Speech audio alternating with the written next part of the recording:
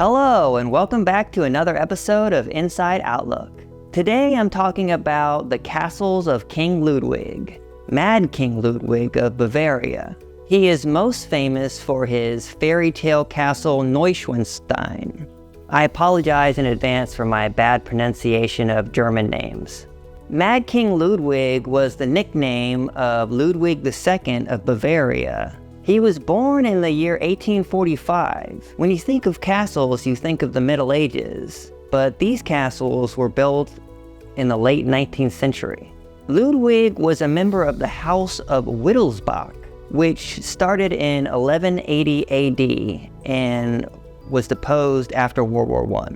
Ludwig was born in Nymphenburg Palace, which is in Munich, Bavaria's largest city. The German Schloss Nymphenburg means Castle of the Nymph, and it was built in the Baroque style in the year 1675. Even though the House of Wittelsbach no longer rules Bavaria, the current head of the house, known as the Duke of Bavaria, still lives in the palace. I think this is gross, but the lowly commoners are still allowed to tour the palace. During his early childhood, Ludwig's family moved from the big city of Munich to Hohenschwangau Castle, which is in the southern Bavarian countryside near the border with Austria. Schloss Hohenschwangau Castle means Upper Swan County Castle, and it was built in the Gothic Revival style by Ludwig's father. This is another current residence of the Fancy Pants Duke of Bavaria, but it's also open to tours for the commoners. Ludwig became king in 1864 when he was 18 years old. Bavaria is a state in Germany, but in 1864, it was an independent German kingdom. 7 years into Ludwig's reign, Bavaria would become part of the new German Empire and lose its independence. After Bavaria joined the new German Empire, Ludwig focused on his love of music, particularly Richard Wagner, and also his love of building beautiful castles. After becoming king, Ludwig became Richard Wagner's primary patron. Before Ludwig started giving him money, Richard Wagner was heavily in debt. Ludwig started building his famous fairy tale castle Neuschwanstein in 1869. Schloss Neuschwanstein is German for New Swanstone Castle. Built in the Romanesque Revival style, it was still not completed when Ludwig died in 1886. Only 15 of the interior rooms were completed, and the plans were for 200. The centerpiece of the castle was supposed to be a 300-foot tall keep, but it was never built, although you can see it in the plan drawings.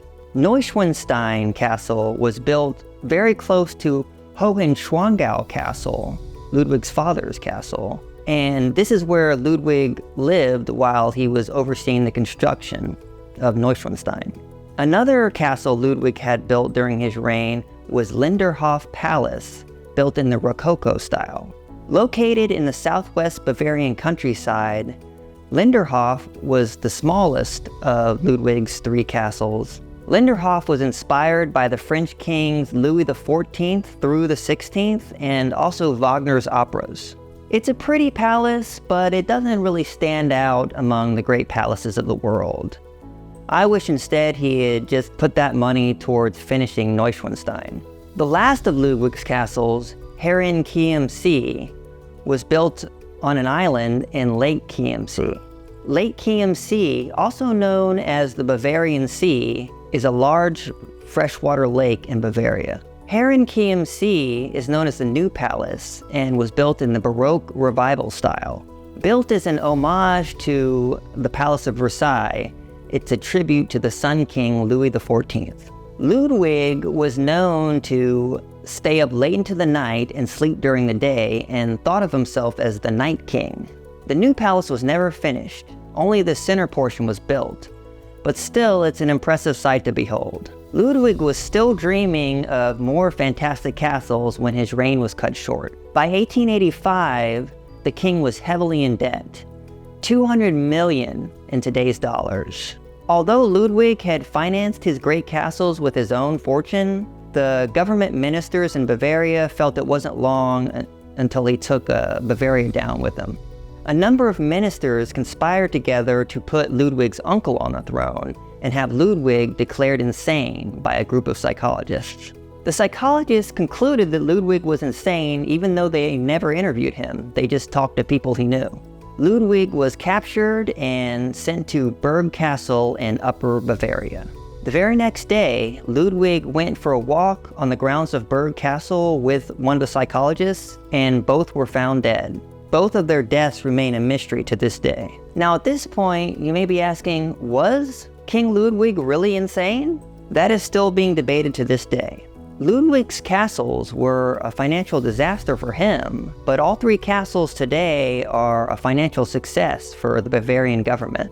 Ludwig was an incompetent leader, a selfish elitist, but he created a masterpiece that continues to awe and inspire people to this day. The old aphorism saying not to judge the art by the artist holds true in this case. That's all for today's show. If you have any thoughts, disagreements, whatever, let me know in the comment section. Please subscribe and thank you.